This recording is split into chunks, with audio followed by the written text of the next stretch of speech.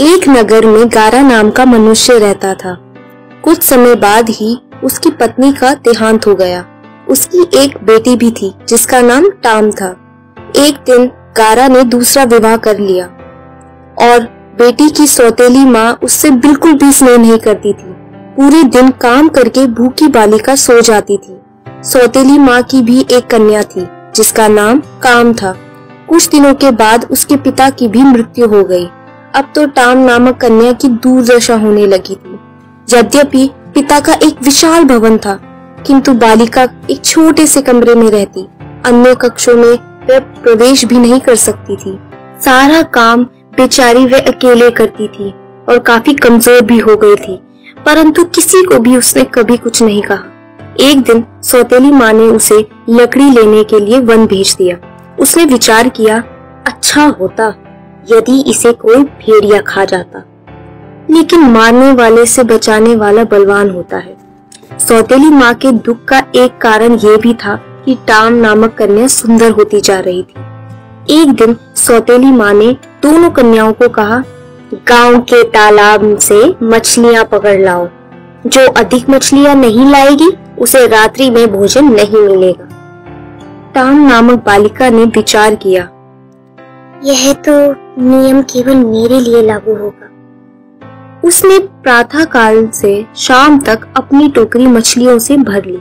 भरी हुई टोकरी देखकर काम नामक बालिका ने कहा, हे बहन, तेरे मुख पर धूल लगी है, इस सरोवर में स्नान क्यों नहीं कर लेती? जब टाम स्नान करने गई तब काम उसकी मछलियों से भरी टोकरी लेकर घर की ओर चल पड़ी। टाम विलाप करने लगी। कुछ समय बाद सरोवर से एक जलपरी निकली। उसने विलाप का कारण पूछा। बालिका ने सारा वृत्तांत कह सुना दिया। जलपरी ने कहा, हे पुत्री, शोक मत कर, तेरी टोकरी में मैंने सुनहरी मछली डाल दी है। तू उसे अपने घर के पास वाले कुएं में डाल देना, वह तुम्हारी मन की इच्छा पूर्ण जरूर करेगी। उसने वैसे ही किया। वह मछली प्रतिदिन उसके साथ बातें करती थी। सौतेली माँ को शंका हुई। उसने टाम नामक बालिका को एक दिन बाहर भेज दिया। सौतेली माँ ने उस मछली को कुएं से निकाला और उसे खा गई। शाम को टाम कुएं के पास आई और मछली को पुकारा, परंतु कोई उत्तर न मिला। वह करुण विलाप करने लगी। तब जलपरी ने कहा, शोक मत कर, मछली की हड्डियों को अपने कमरे में गाड़ दे। टाम नामक कन्या ने वैसा ही किया। उस समय उसे एक सुंदर साड़ी मिली। दूसरे दिन उत्सव था। सौतेली माँ ने चावल और चने मिलाकर टाम नामक कन्या को कहा, तू इन चावलों में से चने को अलग कर दे। ऐसा कहकर सौतेली माँ अपनी लड़की के साथ मेला देखने चली गई। आंसू बहती हुई कन्या ने विचार किया, मैं साड़ी पहनकर मेले में कैसे जाऊंगी। उसी समय हजारों चिड़ियाएं वहां आ गई। क्षण भर में ही चावलों में से चनों को अलग कर दिया। वह शीघ्र ही साड़ी और जूते पहनकर राजकुमारी की तरह मेले में चली गई। उसे आई देखकर काम नामक बालिका ने माँ के कान में कहा, यह बालिका जो राजकुमारी जैसी लग रही है, क्या यही टाम है? सौतेली माँ को देखकर टाम नामक बालिका भय के कारण भागने लगी। उसका एक जूता वहीं गिर गया। एक राजपुत्र उस जूते को देखकर मोहित हो गया तथा उसने सैनिकों को आदेश दिया, कुमारी को राजभवन में लाओ। सैनिक ढूंढकर उसे वहां ले आए। सुनहरी और सुंदर बालिका को देखकर राजपुत्र ने उसे महारानी बना दिया।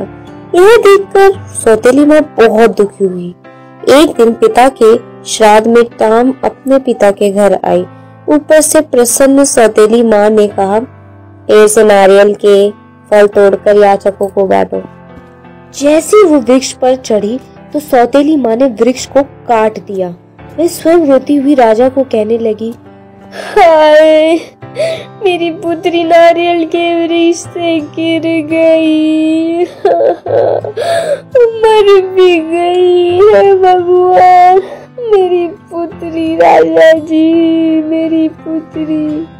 गिरी हुई बालिका को उठाकर एक वृद्धा स्त्री अपने घर ले गई तथा उसका उपचार भी किया। कुछ दिनों के बाद वह स्वस्थ हो गई। इधर सौतेली माँ अपनी पुत्री को राजमहल ले गई तथा राजा को कहने लगी, मेरी पुत्री को महारानी बना दो। राजा ने उसकी प्रार्थना स्वीकार कर ली। एक दिन राजा शिकार करने वन में गया। देखते देखते सर्वत्र अंधकार आंखों के सामने मानो पूरा का पूरा छा गया हो। उसी वन में कहीं दूर उसने एक जलते हुए दीपक को देखा। बहुत समय बाद वह वहां पहुंचा। राजा ने कहा, मैं यहाँ रात्रि में विश्राम करना चाहता हूँ। वृद्धा स्त्री ने राजा का स्वागत किया। वहां टाम को देखकर राजा को आश्चर्य हुआ और वह आनंदित भी हुआ।